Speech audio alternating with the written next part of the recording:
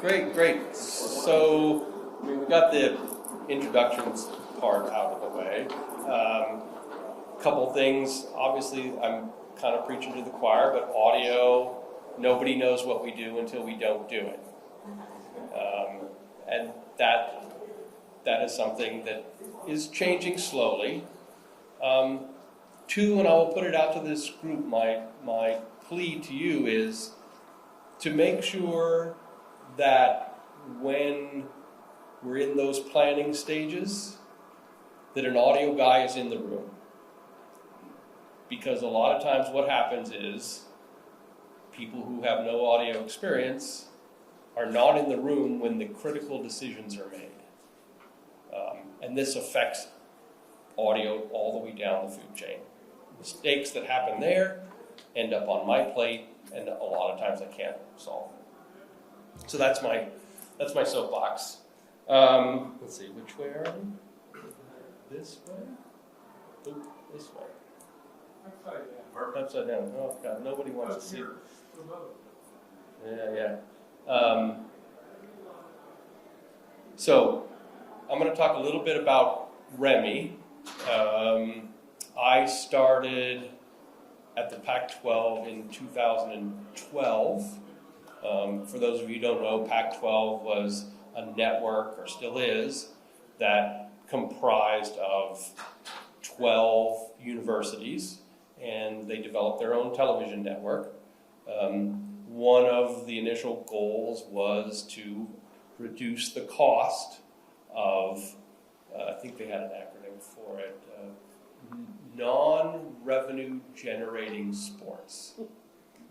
This was your water polo, your soccer, baseball was one, softball, but they wanted to include for the students all these sports, and they wanted to put them on TV.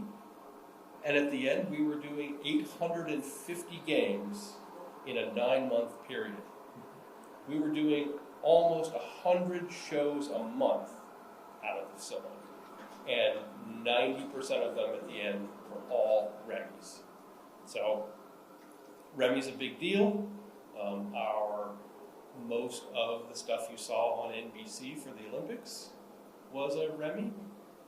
There are segments of REMIs now in almost every production, whether it be NHL, whether it be MLB, whether it be NFL. There's second screen stuff, certainly as a REMI. So it's really come. I'll tell you the thing that we invented that solved a lot of audio's problems was doing an IFB mix locally. And we did it 13 years ago with Symmetrix Solus DSPs. Everybody remember the Solus box, the Solus 8, the Solus 16? They were invented to distribute audio in bars because they had zones. You could turn the zone for this room up to the Chiefs game.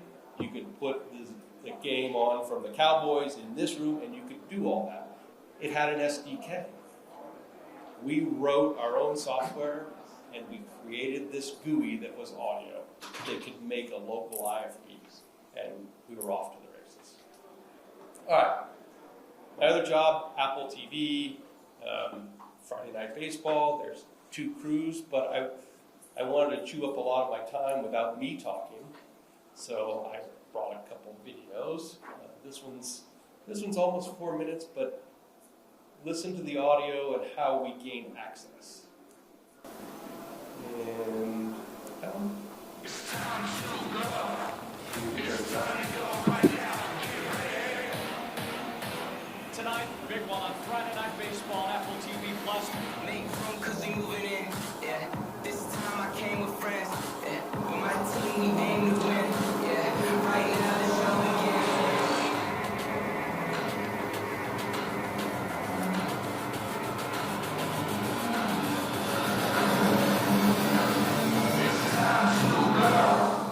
Hot night right here. Yeah, I'm hot up. I'm hot.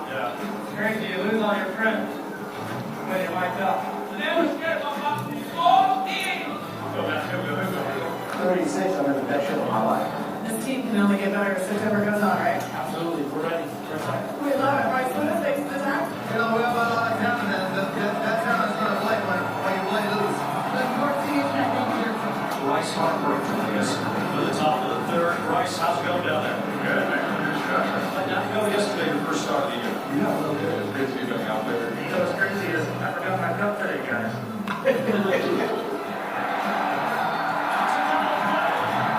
How much shingles you got to go on your roof?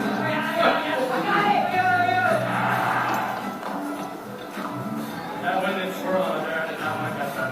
There we go out, we go out. You guys can win like 100 grand at 50-50. Keep going, keep going. Get up, Paul. Get it. Why do you move so bad? Like AppleTV, more like Apple. You go. So this goes, I got the double cheeseburger 3 hours before. Sometimes you have to go get lost and then find yourself. Finally broke the curse of not getting hit on AppleTV night.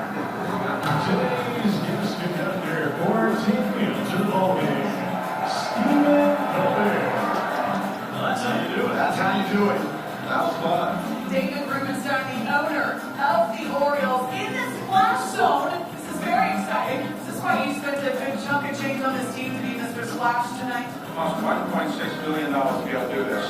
I got to go down Bernie's slide. It was a lot of fun. Wayne and Roosevelt, I missed you guys up there. She missed you. I like giving that stuff. Did you know that you destroyed a fan's popcorn bucket when you hit that home run? So I think I'll be only on top of tomorrow, but they want to fix it, so I think we're going to do that also. We'd like to hear that. What about signing the popcorn bucket for us? Right there is the scout that your home run ball hit. I think it was a great hit.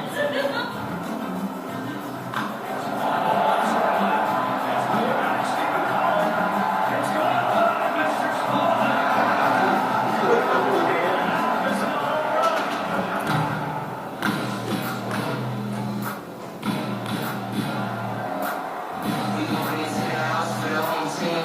3 plays, 3 wins for the home team. Are you kidding me? Unbelievable. It's not even the proper word. Home team. Our style just can't be beat. You try to compete and me defeat.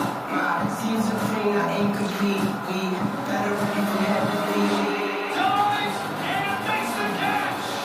Rewind that one and hang on to it. That ball is gone. How big was that? And he's given a standing ovation. He's taken score advantage of the reach the scoreless trap with a 2-run double.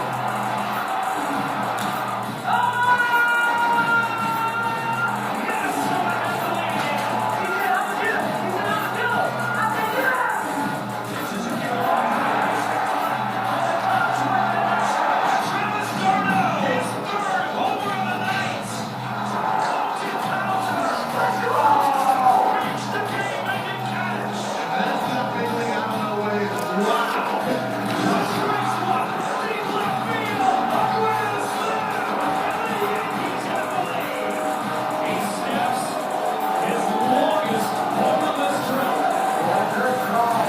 the home team. All right, so there was our end of season rollout of all the things we had collected during the game. If you listen close enough, you'll kind of, that was all done in post, so I take very little credit for that. I brought another video that I take credit for. But you know, whether it's a REMI or whether it's a live production, there should be no difference. Really today, as the technology stands, there is no difference. If I have a REMI and it's never going to happen, maybe in my lifetime, but you can do a Super Bowl as a REMI.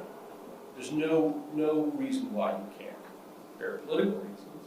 There's no audio reasons. People that don't know what MES definition, was ESPN's, they came up with it. Pac-12, we called it a multi-cam, not very original, or an at-home production, or Fox calls it something else. But we call it, REMI is remote, they had a name for it, remote engineered something. So, for those of you who don't know, REMI is where the majority of the production happens in a centralized production facility. So, at NBC in Stamford, Connecticut, there is a giant TV facility that has multiple control rooms, it has multiple audio control rooms, and they act as the truck. So the truck is basically parked in one location. The Pac-12 had 5 control rooms parked in downtown San Francisco, and those 850 games were being done from San Francisco, where the game was actually being played in Oregon or Utah. Simply by feeding all the microphones and the video back, we could do every function that a truck would do. It brings the cost down. It's a capital investment, but it brings the cost down over time. I don't have to travel an A1 to show A, have him work one day, a next travel day, got to pay him for that, work show 2, got to pay him for that, and then travel to the next show. I have a group of A1s that are supervised. They do the same shows from the same facility, and you grow a workforce that way. And now you can get more consistency, and you can get more knowledge, as long as you supervise them appropriately. And for those of us who are at that level, we get to listen to their shows, and we get to comment in real time. I can walk out of my office, go down the hall, and say, hey, the down mix isn't that great, take a little bit of the crowd out of it. Or I can say, hey, that sounds awesome, keep doing what you're doing. So that's why, 5.1 production can be done as a REMI, just like anywhere else. Audio, because we're talking about 2 things. We're talking about the REMI, we're talking about, how we do baseball, let's say, or any sport in general, is that you start with the people, you have microphones, where you place them, timing. And one thing that is different between me and the front of the house in a little bit is that I'm actually mixing to the television. I'm watching the game. So I know when the ball is thrown that I should open up the bat crack microphone. And when the ball isn't being thrown, I don't need as much of the bat crack microphone, and it interferes with maybe sounds that I need from somewhere else.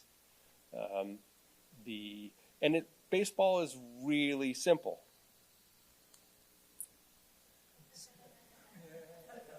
This is about as simple as we can get. This is called around the horn. So we do around the horn, meaning that our third base pick, we start from there, and then we have left and right back rack. You can see that they're reversed. You know why they're reversed? Is because the perspective on most of the home run is from camera 4. Camera 4 is behind center field looking back the other way. So the left becomes the right becomes the left. You don't really have to think about it. When you play the real-time replay from another camera angle, it is backwards, but I dare you to notice. There are a couple other microphones that we might have. We might have some microphones directly on some low cameras. In the case of Apple Baseball, we have 6 stereo microphones just covering crowd. So we have crowd from center field, we have crowd from high home, we have crowd from high third base, crowd from high right, and then crowd from the booth. The crowd from the booth is a little bit of a backup because I don't really use it back there. I'll use the camera one that's above it. Makes it easier, but it's there. All right, so all those microphones, and just in the field of play, you're going to have something. Now this is the one where you have to turn it up and really listen, but. A 4-pitch walk to Soto, and they're loaded for Aaron Judge. They all rise. Chance of MVP raining down from the stands at Yankee Stadium. Judge cranks one, deep left field, a grand slam, and the Yankees have the lead.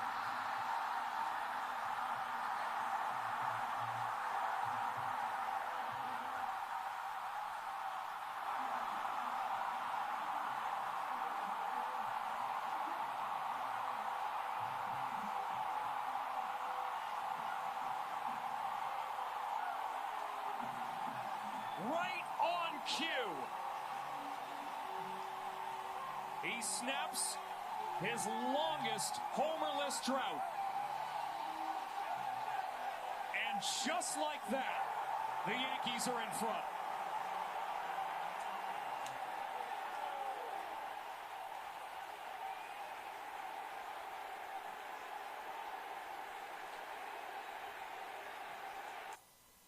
Okay.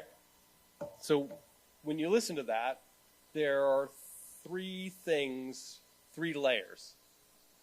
One is don't mess with the money. Guess what the money is? The money is the announcer. You could always hear the announcer. He was never buried. The next level would be the actual field of play. So you heard the bat crack. You heard when he got in range of the Megalodon camera. Everybody know what the Megalodon camera is?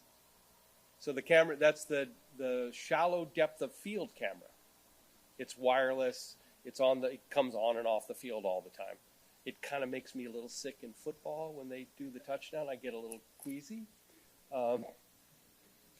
But you had that, and you heard the celebration of him as a player when he high-fived his teammates. He went into the dugout, high-fived all of them. Then they cut to a shot that is the disappointment of the other team, right? But then you don't hear that because I'm closing it, because I don't see that, I don't hear that, and then they cut back. And the third layer is the crowd, which once you get a level set, the crowd will come and go as the emotion changes. So you had those three layers. You had the field of play, you had the money, and you had the crowd. And that's the key to kind of doing all those things.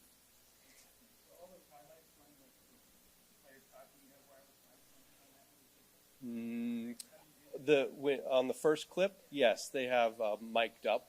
So we pick one player from each team wears a microphone. It's never live. Well, it's only live if they're doing an interview, and usually they only do it for half an inning, and then they take their IFB out and give it back. We never normally take any of the lavalier mics. Correct. Yes. The reason why you don't ever mic up a coxswain in rowing, because you never can open it live. You can never really play any of it because it's vulgar. So you do all this. We also, I didn't tell you, but one of the things that we get to do as a network show is we get to put a lav on the umpire. So that improves the back crack. One of the tricks, though, that you have to realize that the umpire is 75 feet closer to the ball when it hits the catcher's glove or it hits the bat. The back crack microphones. you have to delay the ump's lav by 75 feet. Rough. It's not that. Okay, let's talk timing. That's nowhere near how much I have to delay the back crack that you see live with the strike box. So that strike box is an extra graphic. And why is a video problem the audio guy's problem? Why? But that timing, that rendering time, is roughly 8 frames. That's a lot of time, 8 frames. So what we do is we create a back crack group. We reinsert it multiple times because the picture is either with it or without it. And we have a version that's an 8-frame delay and a version that is a no-frame delay. And then we ask the truck engineer, we have the truck engineer create a logic statement in the tally matrix. So when the TD takes camera 1, no delay, it's fader 36. When he takes camera 4 and only camera 4, that changes. It takes the delayed 8 frames fader and closes the non-delayed fader. So they flip back and forth depending on what the technical director is doing. Well, the only one that you would need it for is camera 4. Well, it's automatic. He hits camera 4 and my desk changes with a GPI. So I don't have to do anything other than set it up and test it, make sure it works. We used to have 3 delay. We used to have 3 timed elements. One was no delay, one was camera 4, and the other one was camera 2, which had what we called the brand brigade. Brand brigade for us is if you look at any baseball game on television, you see the advertisements in the background. Guess what those are? They're green screens. So when they insert the graphic, well, that's 3 frames of delay. So now if they have the pitch cast with the graphic, then I have to create that time element. If they do it without, I have to create that time element. So there's a lot of math going on sometimes to try and figure out. And don't ever watch the first 2 innings, 3 innings of a basketball game, or of a baseball game, or any sport, because it's taking us that long to kind of settle in. We're trying to figure out how big's the crowd, how loud is the crowd, is there a band, everything changes every game, so we kind of have to do a lot of little minor adjustments at the start. So give me 2 or 3 innings, and then it'll be fine. So REMI, this is, somebody asked, what is it? Here is a centralized production facility. This is the old Pac-12 that was downtown. And this is PCR3, which used to be our favorite room to work in because it had a CalRec. And we didn't have CalRecs in the other rooms. But the problem here, then it became the least favorite because everyone, and I mean everyone, is in the same room. So when I got there you see the near field monitors. Those are not really near field. Those are my monitors for my half of the room, because what the original designer, oh, you'll just listen to the same speakers that the production is listening to, which are a full half room in front of me. I had no volume control of that. I said, that's not going to work. So you had to put in the near fields with a center channel, because we were 5.1. So these are all compromises that we make.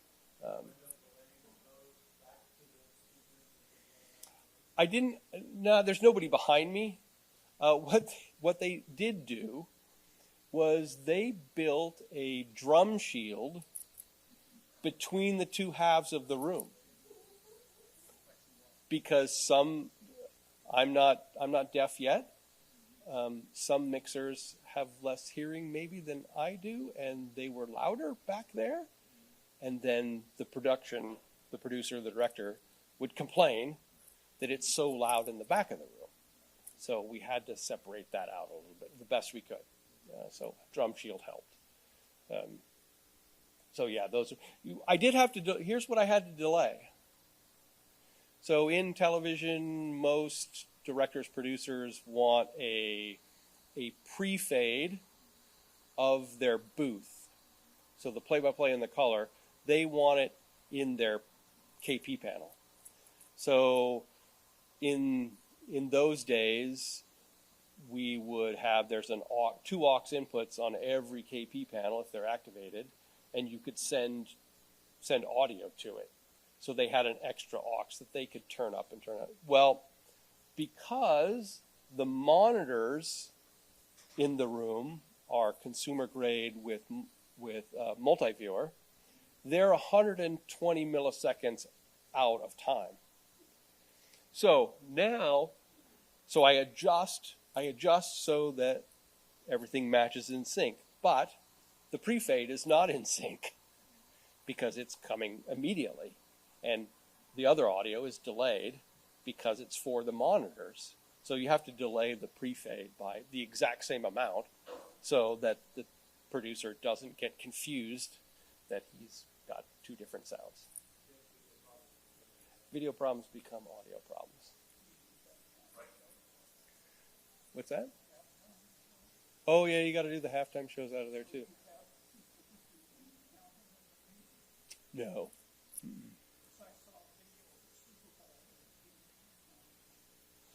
For the halftime show? Yeah.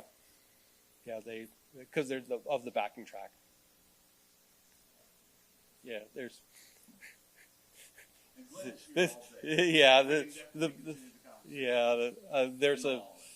There's always, in a lot of those things, the front of house probably knows more about the backing tracks sometimes than, they deal with that all the time. So, and Super Show is a special case. Remote integration, so REM from remote and high, so any remote integration. Sometimes we're back to REMI Olympics. The audio guy is the last guy to get there, and so you have to kind of dig through some of this stuff. The photo on the left is actually beach volleyball. Now, as a fireman in charge of doing whatever is necessary to get the show on the air, that particular unit, its third backup failed in testing, and so you have to go out there and replace it. Now, of course, the device, which happens to be a Comrex brick, is on the bottom of that rack. That rack is solidly placed. It's not going to go anywhere. There's about 2 foot between the front and its next piece of equipment. So you get in there, it's hot, it's dirty, you're covered in the dirt from the ground, and you're cursing a lot, and you sit up, and guess what you see? You see the Eiffel Tower. So it makes it all worth it. And it could be raining. So Glenn, thank you. Yeah? We ran a little over time. That's right. Thank you. Thank you all day.